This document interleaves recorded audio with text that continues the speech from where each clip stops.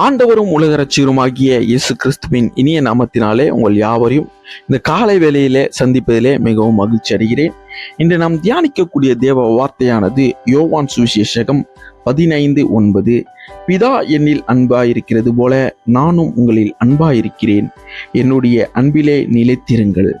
ஆமேன். அன்பு சகோதர சகோதரிகளே, இந்த உலகத்திலே பல அன்பு சூழ்நிலைக்கேற்றவாறு மாறிக்கொண்டே இருக்கும். மனிதனுடைய அன்பு நிலை மாறிக்கொண்டிருக்கும். மனிதன் சிறு பிள்ளையாயிருக்கும் போது தன் தாய் தகப்பனிடத்தில் அன்பு செலுத்துவான். வளர்ந்த பிறகு தன்னுடைய நண்பரிடத்திலோ ஆசிரியர்கள் இடத்திலோ அவனுடைய அன்பு மாறிக்கொண்டிருக்கும். சில நாட்கள் கடந்த பின்பு அவன் மனைவியை அவன் நேசிப்பான், அவனிடத்தில் அன்பு செலுத்துவான்.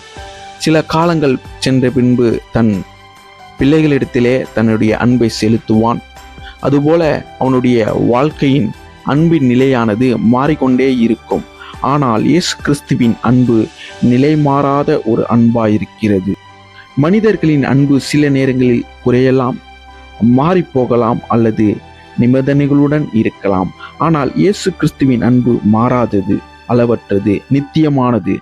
பிதா தேவனிடத்தில் அன்பு கூர்ந்தது போல நம்மிடத்திலும் இந்த வேளையிலே அன்பு கூறுகிறவராயிருக்கிறார்.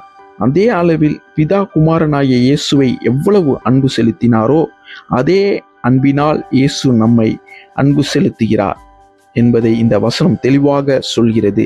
இன்று பலர் நிராகரிப்பு, தனிமை, தோல்வி மற்றும் மனவேதனையுடன் போராடி கொண்டிருக்கிறார்கள். அத்தகைய நேரத்தில் தேவன் நமக்கு சொல்வது, என்னுடைய அன்பிலே நிலைத்திருங்கள் என்பதாகும்.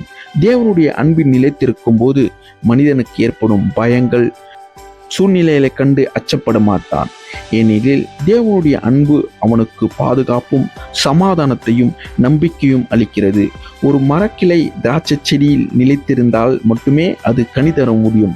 அதே போல நாம் கிறிஸ்துவின் அன்பில் நிலைத்திருந்தால் மட்டுமே நம்முடைய வாழ்க்கை ஆசீர்வாதமும் சமாதானமும் பொறுமையும் இரக்கங்களும் ஆகிய இவைகள் அனைத்தும் அவைக்குரிய கனிகளை நாம் வெளிப்படுத்த முடியும். இன்றைய நாளிலே எந்த சூழ்நிலையிலும் தேவனுடைய அன்பை சந்தேகப்படாமல் அந்த அன்பில் நிலைத்திருந்து வாழ்வோம். தேவனுடைய அன்பு உங்களை தாங்கும், வழி நடத்தும், வெற்றியில் நடத்தும். கர்த்தர் தாமே உங்களை ஆசீர்வதித்து வாழ்த்துவாராக. God bless you.